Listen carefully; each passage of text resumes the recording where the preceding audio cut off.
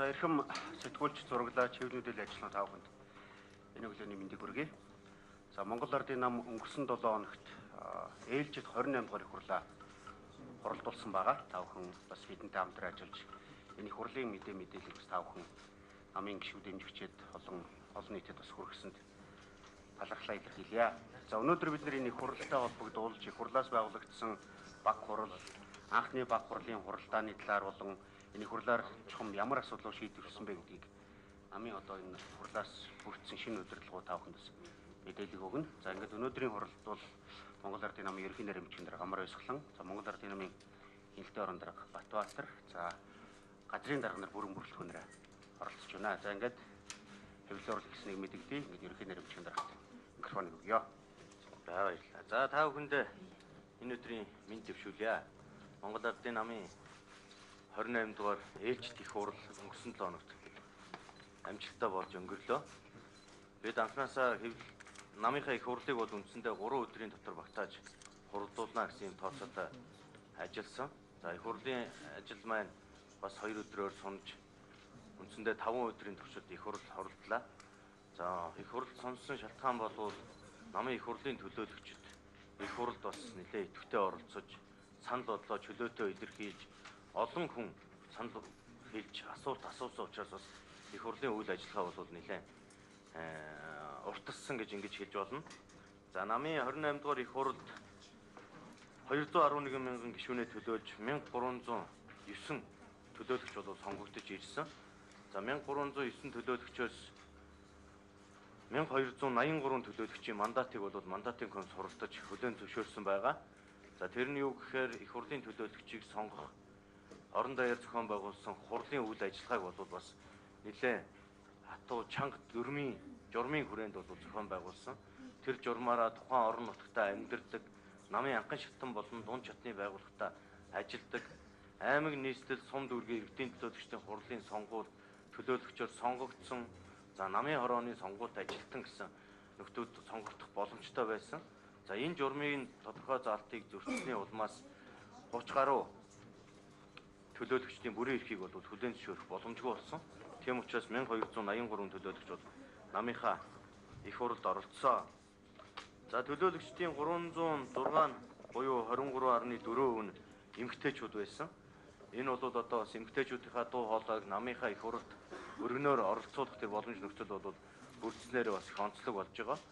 Манай намын дүрмэнд нийт сонгуульд нэр дэвшүүлэхийн хувийг бол эмэгтэйчүүдийг 25%-д нь байлгах ёстой гэсэн дүрмийн заалт байдаг. Энэ заалт бол үндсэндээ хангагдсан буюу 23.4% нь ингэж оролцсон. За 235 буюу 18% нь бол 18-аас 35 хүртэлх насны залуус бол хамрагдсан. Ер нь Монгол улсын хувьд ч тэр Монгол Ардын намын гишүүдийн хувьд ч тэр ер нь бол 55 орчим хувь нь 18-аас 35 насны залуучууд бас эзэлдэг болсон байгаа. Тэгээ энэ одоо пропорцийг бол алдаагүй ингэж оролцсон. За 514 төлөөлөгч буюу 39.3% нь 36-аас 45 насныхан, 419 буюу 32% нь 46-аас 60 насныхан, за 97 буюу 7.4% нь 61-ээс дээш насныхан оролцсон байна гэж ингэж одоо мэдээ гарч ирсэн байгаа. За намын их хурлын төлөөлөгчдийн хамгийн ахмад настай төлөөлөгч нь бол 100 настай төлөөлөгч хүрэлцэн ирсэн байгаа. Намаас одоо 4 насаар ах буюу 100 настай Шагдар Сүрэнгой бол хүрэлцэн ирсэн. Шагдар Сүрэнгой хувьд бол Цэдэнбал даргын маршал Цэдэнбал даргын одоо шадар туслахаар ажиллаж исэн ийм хүн намынхаа их хуралд одоо ингээ урилгаар оролцсон байгаа. За дараад нь Гомжгүй Очир утгаа буюу намын дарга ерөнхий нарийн даргаар ажиллаж байсан Ахмад 88 настай Ахмад Буурал маань бас оролцсон байгаа. За намын их хурлын хамгийн залуу төлөөлөгч нь Дорноговь аймгийн Өргөн сумын намын байгууллагын гишүүн 22 настай Төмөрбаатарын Цэнд Аюуш гэж залуу бол ингэ сонгогдсон байгаа. Ингээд их хурлын үйл ажиллагаанд одоо төлөөлөгчд маань идэвхтэй оролцож их хурлын үйл ажиллагаа амжилттай болж өнгөрлөө. За намын их хурлаар мэдээж хэрэг намын даргын асуудлаа бид шийдэж авсан байгаа. Намын даргад намын Монгол улсын ерөнхий сайд Хунагийн хөрөлсөв Монгол Ардын намын улсын хурлд бүлгийн дарга Дамдны Хаягн Хэрваа гэж 2 хүн нэр дэвшсэн. За нэр дэвшигчдийг бол бас чөлөөтэй өрсөлдөх тэр боломжийг бол намын их хурл олгосон байгаа. За ингээд 2 нэр дэвшигч маань бас өөрсдийн мөрийн хөтөлбөр бодлогоо бас энэ намын их хурлын төлөөлөгч нарт танилцуулж хэлэлцүүлсний үндсэн дээр бол төлөөлөгчид саналаа өгсөн. Ингээд өнөөдрийн намын дарга хөрөлдөх даргад нийт их хурлын төлөөлөгчдийн 775 төлөөлөгч буюу 63.1% саналаа өгсөн. За дамжны хаян хэрвээ даргад 454 төлөөлөгч буюу 36.9% нь бол саналаа өгсөн. Ингээд намын даргаар хөрөлдөх дарга сонгогдсон. Хөрөлдөх дарга сонгогдоод намын баг хурлынхаа гишүүдийг намын их хурлд оруулж сонгуулах үйл ажиллагаа явагдсан. За намын дүрмийн өөрчлөлт бол намын их хурлаар хийгдсэн байгаа. Дүрмийн өөрчлөлтийг бол энэ талаар бас баг хурал, удирдах зөвлөл, за тэгээ холбогдох намын дарга, ерөнхий нарийн бичгийн даргын эрх үүрэгтэй холбоотой хэд хэдэн асуудал бол хөндөгдөж шийдэгдсэн байгаа. За намын баг хурлын гишүүд 310 байсан тоог намын их хурлаас 369 гэж тоог бол тогтсон. За намын удирдах зөвлөлийн гишүүн урд нь 33 байсныг багасгаж 29 болгож өөрчлөлт оруулсан. За мөн дээрээс нь намын шат чадны сонгуульт албан тушаалд эмэгтэйчүүдийн квотоор 25% дэвшүүлдэг байсныг 30% дэвшүүлдэг болгож өөрчилсөн. За мөн намын шат чадны буюу одоо намын баг хурал, намын удирдах зөвлөл, за намын одоо аймаг нийслэлийн намын хорооны сонгуульт ажилтнанд нэр дэвшүүлэхдээ намын анхын шатны байгууллагын төлөөллийг 30-аас доошгүй хувийг нь дэвшүүлнэ гэсэн заалт бол бас орж ингэж батлагдсан байгаа. За мөн дээрээс нь манай намын дүрмэнд эрх барьж байгаа үед намын ерөнхий нарийн бичгийн дарга сөрөг хүчин байгаа үед намын дарга нь удирдах зөвлөлөө даргална гэсэн заалт явж ирсэн. Тэр энэ заалтад бол өөрчлөлт оруулаад ер нь ямар ч тохиолдолд намын ерөнхий нарийн бичгийн дарга нь удирдах зөвлөлөө толгойлж удирдах зөвлөлөө даргалдаг байх нь зөв юм а гэсэн шийдвэрийг бол намын их хурлын төлөөлөгчид бол гаргасан байгаа. Энэ нь бол ялангуяа эрх барьж байх үед намын даргын бас хэмжээгүй одоо эрх мэдлийг бол тодорхой хэмжээнд хязгаарлах, хяналт тавьж ажиллах. За цаашлаад намын удирдах зөвлөлд ерөнхий нарийн бичгийн дарга бүх шатанд энэ намын мөрийн хөтөлбөрийн хэрэгжилт, намаас сонгогдож томилогдсон албан тушаалтангийн хариуцлага ёс зүйн асуудал дээр бас анхаарал тавьж ажиллах энэ боломж нөхцөл бол бас давхар нээгдэж байгаа гэдгийг бас энэ хэлье. За намын хичээн эрмэлзэх зүйл буюу намын дүрмэндээ бас биднээс тодтгол хийсэн байгаа. Үзэл баримтлалын хувьд бол тодтгол хийгээгүй. Мөрийн хөтөлбөрийн хувьд бол бид тодтгол хийж байгаа. Монгол Ардын нам социал демократ буюу нийгмийн арчилсан үзэл баримтлалыг 2010 онд Ардын нам нэрээр сэргээхдээ илүү тодтогч авсан. Тэр энэ үзэл баримтлал бол хэвээрээ. За мөрийн хөтөлбөрийн тухайд бол илүү тодорхой болгоё. Монголын ард түмэн Монгол Ардын намаас юуг хүлээх ёстой вэ гэдгийг илүү тод болгоё гэдэг зүйлээр чиглэлийг бол бид гаргаж ажилласан. За хичээн эрмэлзэх зүйлийг бол 3 бүлэгт хувааж товчхон танилцуулъя. За нэгдүгээрт нь бол эхний хэсэг нь бол эрх чөлөө тусгаар тогтнол гэсэн хэсэг байгаа. За энэ хэсэгт бол Монголын ард түмнийхээ эрх чөлөө тусгаар тогтнол, за улс орныхоо тусгаар тогтнолын төлөөх үзэл санаа, манай намын уугуул өв, үнэт зүйл гэдгийг одоо зарлан тунхаглаж, Монгол улсынхаа тусгаар тогтнол иргэдийнхээ эрх чөлөөг хангах бодлогын тулгуур үндсүүд хэрэгжүүлэх арга замаа бол тодорхой хайж одоо олон нийтэд хүргэж байна. За хоёр дахь хэсэг нь бол шудраг ёс хариуцлага гэсэн хэсэг байгаа. Монгол Ардын нам шудраг ёс хариуцлагыг үйл ажиллагааныхаа нэн тэргүүний зарчим болгон тунхаглаж байгаа. За энэ хүрээнд ив санааны нэгдлийн зарчмыг нийгмийн шудраг ёсны тулгуур гэж үзэж, нийгэм улс төр эдийн засгийн бүхий л үйл ажиллагаанд шудраг ёсыг тогтоож хариуцлагыг эрхэмлэх болно гэж намын гишүүд бол үзэж байгаа. За хүн сурталчилгааг багасгаж төрийн үйлчлэгийг сайжруулах, иргэдэд тогтвортой ажлын байраар хангах, Монгол улсын өрсөлдөх чадварыг дээшлүүлэх, уул уурхай эрдэс баялагын салбарыг үндэсний эрх ашигт нийцүүлэн хөгжүүлж, олсон орлогоо эдийн засгийн бие даасан байдлыг хангахад зарцуулах зэрэг асуудлыг хариуцлагатайгаар шийдвэр гаргахыг бол эрмэлзнэ гэсэн энэ зүйлийг бол оруулж байгаа. За гурав дахь хэсэг нь эв нэгдэл, итгэл, зүтгэл гэсэн хэсэг байгаа. За эв нэгдэл, итгэл, зүтгэл, үндэсний ядгуур эрх ашиг манай намын үйл ажиллагааны үндсэн зорилго байна гэж ингэж тодорхойлж байгаа. Иргэдийн төрдөө итгэх итгэл, үнд зүйлсийн нэгдмэл байдал нь үндэсний аюулгүй байдал, эв нэгдэл, зөвшөөрлөлийн суур гэж бид үзнэ гэж ингэж тунхаглаж байгаа. Төрийн бодлогыг тууштай байлгаж, түүний залгам чанарыг бэхжүүлэх, хүний эрх чөлөөний бүх талын баталгааг хангаж, ардчлалын үнд зүйлсийг бэхжүүлэхийг эрмэлзнэ гэж ингэж оруулсан. За иргэн бүр харилцан бие биенээ хүндэтгэх, итгэлцэх, эрх үүргээ ухамсартай хэрэгжүүлэх, эрүүл сарвал нийгмийн хүрээлэлд ажиллаж амьдрах тогтолцоог бий болгохыг Монгол Ардын нам зорино гэж ингэж байгаа.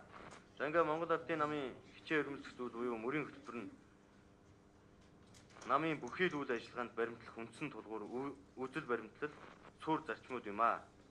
Манай нам засгийн эрх барьж явах үедээ ч сөрөг хүчин болсон ч улс орныхоо хөгжил, хүн ардынхаа сайн сайхан байдлын төлөө аливаа асуудалд энэхүү үндсэн тулгуур үзэл баримтлал цуур зарчмуудыг баримталж шийдвэр гаргах хөтөж жанжин шугам байлгаж ажиллана гэсэн. Энэ уриалга тунхаг хүчиг дээрээс нь мөрийн хөтөлбөрийг бол бид ингэж гаргасан. Мөн дээрээс нь намын их хурлын төлөөлөгчдийн хувьд бол 230 орчим намын их хурлын төлөөлөгчид санд одоо илэрхийлж асуулт асуусан байгаа. За төлөөлөгчдийн гол санаа зовж байсан зүйл бол та бүхэн бүгдээрээ мэдж байгаа. Намын эв нэгдэлтэй холбоотой асуудал байсан. За намынхаа эв нэгдлийг хангаж хоорондын эв ие хичээж 2016 онд ард иргэдийн Монголын ард түмний одоо ардын намд өгсөн өндөр итгэлийг дааж гаргах чиглэлээр бол их хурлын төлөөлөгчид бас нэлээд асуудал хөндөж ярьсан.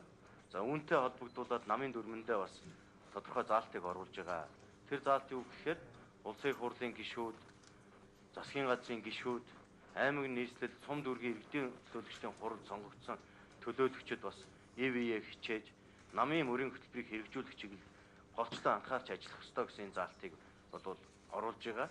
За энэ заалтаа хэрэгжүүлж ажиллаж чадаагүй намын гишүүдэд бас хариуцлагын тогтолцоог бол намын дүрмээр бас өөрүүлэх ёстой, хүлээлгэх ёстой гэсэн энэ зарчмыг намын их хурлын төлөөлөгчид үзсэн. За тэр чүүднээсээ намын хяналтын ерөнхий орон дарга дэд даргатай байх энэ шийдвэрийг дүрмээр гаргасан. Намын хяналтын ерөнхий орон дэд дарга нь намын ёс зүйн орон даргаар ажиллана гэсэн энэ шийдвэрийг гаргасан байгаа. Ингээд намын хяналтын ерөнхий орон даргаар Дадан хүүгийн Батбаатар дарга намын хяналтын орооны гишүүдээс сонгогдож өнөөдөр ингээд тамга тэмдэг хүлээж авч ажилдаа орж байна.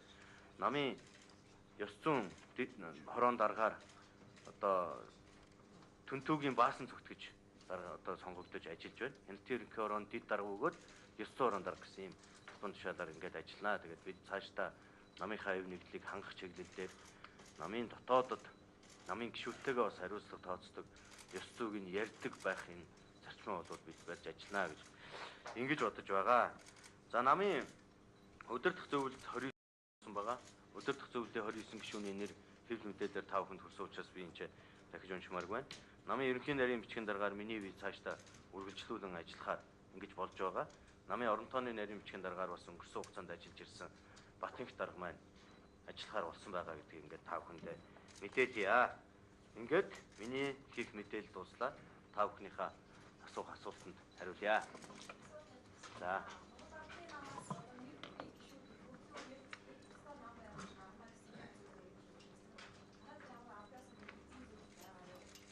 За тийм яриа огт болоогүй. Намын дүрмийн асуудал хэлцэгдэж байх үед ч тэр намын даргын асуудал хэлцэгдэж байх үед ч тэр ямар нэгэн байдлаар тусдаа нам бод гарна гэсэн зүйл яригдсан яриа байхгүй. Энэний талаар одоо миний зүгээс одоо энэ хурлыг зохион байгуулсан ажлын хэсгийн зүгээс бол сонсон зүйл алгаа. За асуулт байна. За. Их хурл дээр бол Монгол Ардын намын бүлэг 32 33 гэсэн бараг албан дэсний бараг бүлэг шахуу ажиллаад байсан нэг хэсэг. Тэгэхээр ер нь цаашид намынхаа эв нэгдлийг хангах ер нь цааш энэ 32-ын бүлэг маань одоо цаашид эсрэг мэдээлэл хийдэг ч юм уу. За энэ шинэ засгийнхаа эсрэг асуудал одоо төрхрээд байгаа юм бол одоо танах ямар арга хэмжээ авах вэ? За дээрэс нь одоо бид нар бол учраа оллоо гэдэг их хурл дээр намын удирдлагуудад хийлж байсан. Тэгэхээр ер нь цаашид 2020 онд одоо ахаад Монгол Ардын нам одоо ялалт байгуулах уу гэдэг дээр бол энэ цөөхөн одоо бараг 2 жилийн хугацаа харуулахаар байна. Тэгээд ер нь намын эв нэгдлийг хангах чиглэлээр ер нь цаашид яаж ажиллах вэ? За чинээр сонгогдсон намын даргач тэр намын их хурлд ирсэн төлөөлөгчч тэр ерөөсөө энэ намын эв нэгдлийг хангаж ажиллах нь одоо хүн бүрийн үүрэг юм аа. Улсын их хурлын гишүүд, засгийн газрын гишүүд, За намын дарга удирдах зөвлөлийн гишүүд бүгд одоо энэ дээр онцгой анхаарч ажиллах ёстой гэдэг чиглэлийг бол өгсөн. За ялангуяа намын дарга маань одоо сонгогдоод намын төлөөлөгчдөд хандаж хэлсэн үгэндээ бол тодорхойлж хэлсэн байна. Улсын их хурал дээр одоо 33, 32 гэдэг тоо ярихгүй, тийм бүлэгч байхгүй, урднч байгаагүй. Мэдээж хэрэг өмнөх засгийн газрын үйл ажиллагаатай холбоотой, тодорхой зохион байгуулалттай холбоотойгоор намын гишүүд маань улсын их хурал дээр байр суурь илэрхийлэх үүднээс хоёр талд бас санд бодлоо илэрхийлсэнийг нь олон нийтийн зүгээс намын улсын их хурлын гишүүд 33, 32-оор хуваагдлаа гэх яриа бол гарч ирсэн. Тэр бол үзэл бодлын өрсөлдөөн байсан гэдгийг би бас дахиж хэлмээр байна. Би бас өмнө нь хэвлэлийн урал дээр хэлж байсан. Түүнээс нам хагараад хоёр талд гараад суудсан зүйл бол огцоос биш ээ. Тэр үзэл бодлын өрсөлдөөн өнөөдөр одоо энэ намын их хурлаа хийгээд дуусгар болоод намын дарга дуу хоолой нэгтээгээр сонгоод намын ерөнхий нарийн бичгийн дарга удирдах зөвлөлийн гишүүдэд дуу хоолой нэгтээгээр одоо ингээд сонгоод ажилдаа ороод явсан.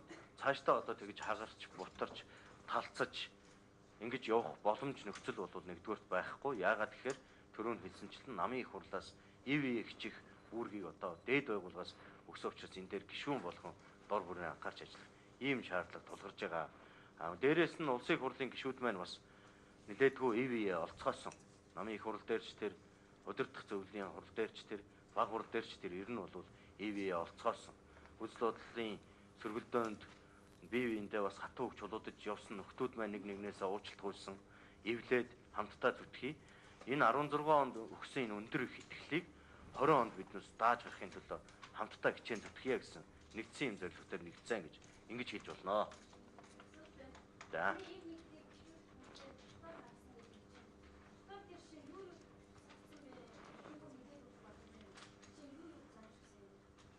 За, эв нэгдлийг хангаж ажиллах чиглэлээр тогтоол гараагүй. Намын дүрмэнд одоо эвтэй байх чиглэлээр ив хичээх чиглэлээр холбогдсон хариуцлагын тийм заалт бол орж ирж байгаа. Уриалган дээрээ бол намын их хурлаас гаргасан уриалган дээрээ бол ив хичээх чиглэлээр анхаарлаа хандуулъя гэдэг. Одоо энэ уриалгыг бас та бүхэндээ хэвж тараа. Ер нь бол одоо олон түмний өмнө хүлээсэн өндөр их хариуцлага ардын намын амлсан том амлалтаа биелүүлэх хэрэгжүүлэх чиглэлээр зорилгоо тавья гэдгийг бол голчлон ярьж байгаа. Энд чинь хэн нэгэн гишүүн, хэн нэгэн даргын эрх ашиг гэхээс илүүтэйгээр Монголын ард түмний эрх ашиг тэргүй игнэн тавигдах ёстой. Энэ эрх ашигыг хангахын тулд ардын намын нэрийн өмнөөс сонгогдсон, томилогдсон албан тушаалтангууд нэгдүгээрт нь хариуцлагатай, хоёрдугаарт нь ив хичээх ёстой гэдэг. Энэ зарчмыг бол ярьж байгаа. Анхан шатны байгууллагын төлөөлөл нь хэд байгаа вэ? Баг хуралд 30% гэж заасан мөртлөө 6 үүрийн дарга байна гэдэг тийм мэдээлэл байгаа. Анхан шатны байгууллагын төлөөлөл гэдгийг автоматар үүрийн дарга гэж ойлгож ерөөсө болохгүй байна. Одоо намын анхан шатны байгууллага анхан шатанда 7-оос 11 гишүүнтэй үүрийн тэргүүлэгчтэй, дээрээс нь 150-аас 300 гишүүнтэй үүр ажиллаад явж идэг. Дараад нь дүүрэг, сум дүүргийн төвшөнд бас энэ үйл ажиллагаа явагддаг. Жишээ нь өнөөдөр үүрийн дарга, дүүргийн дарга, сумын дарга, намын дарга нар бүгдээрээ анхан шатны байгууллагын төлөөлөл. Ахаад тэдний бүрэлдэхүүнд байгаа тэргүүлэгчид намын орооны гишүүнээр ажилтдаг нөхдүүд маань бүгдээрээ анхан шатны байгууллагын төлөөлөл байдаг. Тэгэхээр үндсэндээ баг хурлын 369 гишүүний 40 орчим хувь нь бол анхан шатны байгууллагын төлөөлөл тийм хүмүүс бол орж ирж ажиллаж байгаа. Үүрийн даргыг шууд анхан шатны төлөөлөл гэж шууд харж болохгүй гэдгийг бас хэлье. Нэг асуулт байна. За.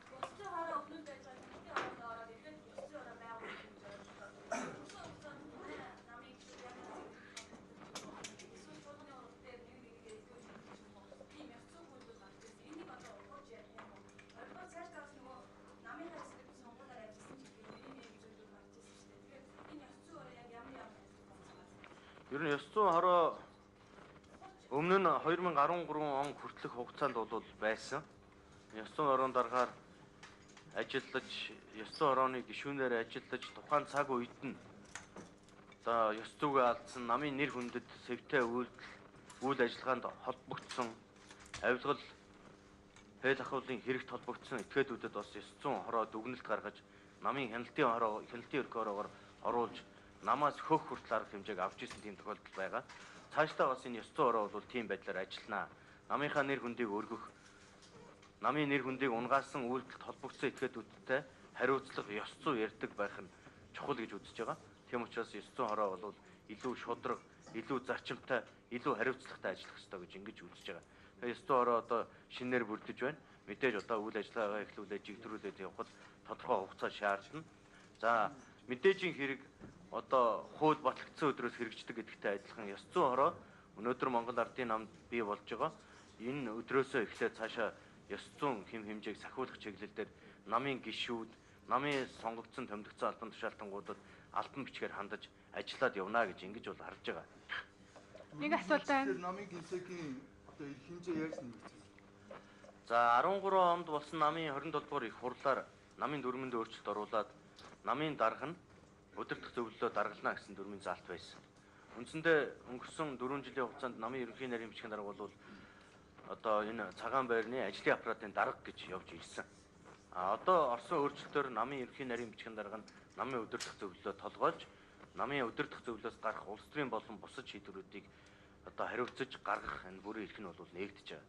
Ингэснээрээ би түрүүн бас хэлсэн байгаа намын даргын бас хэмжээсгүй эрхэнд бас хязгаарлалт тавих, мэдээж улс төрийн дэмжлэгийг үзүүлэх, шинжлэлийн бодлогыг нь дэмжиж ажиллах гэдэг олон зүйл дээр эерэг сөрөг одоо тийм зүйлүүд бол ороод ирэх боломж нь бол нэмэгдээд явж байгаа гэж ингэж хэлж байна. Ерөнхийлөгчийн сонгуулийн хариуцлагын асуудал яригдсан уу? Жишээлбэл инх бол дарга ажиллаа өгөөд альсвал одоо Эрдэнэ нас ерөнхийлөлт сайд огцорсноор энэ хариуцлагын асуудал дуусж байгаа юу? За нэгдүгээрт нь Монгол Ардын намын 28 дугаар их хурл бол ээлжид их хурл байсан. Ээлжид бус хурл бол биш. Олон нийтэд зарим талаараа ээлжид бус хурл зарлаж ерөнхийлөгчийн сонгуулийн хариуцлага тооцож байгаа хэлбэр бол нэг талаас харагдж байгаа. Монгол Ардын намын дүрмээр 4 жил тутамд нэг удаа их хурл хийнэ гэсэн заалтынхаа дагуу 2013 оны 10 сарын 27-ны өдөр болсон 27 дугаар их хурлаас хойш бүтэн 4 жил 1 сарын дараа буюу 2017 оны 11 дугаар сарын 20-21-ний өдрүүдэд их хурл болж өнгөрч байгаа. Хоёр дахь нь намын дүрмэнд альва улс төрийн намын дүрмэнд ганц манай нам гэхгүйгээр ерөнхийлөгчийн сонгуульд ороод хариуцлагын асуудал яригддаг тийм заалт бол байдаггүй. Парламентын сонгуульд оролцоод ялагдал хүлээсэн тохиолдолд намын дарга, ерөнхий нарийн бичгийн дарга ажиллаа өгнө гэсэн ийм заалт байдаг. Орон нутгийн сонгуульд ороод ялагдал хүлээвэл тухайн орон нутгийн намын байгууллагын удирдлагууд хариуцлага хүлээгээд ажлаа хүлээлгэж өгдөг ийм дүрмийн заалттай байдаг. Энэ заалтаар явж байгаа. За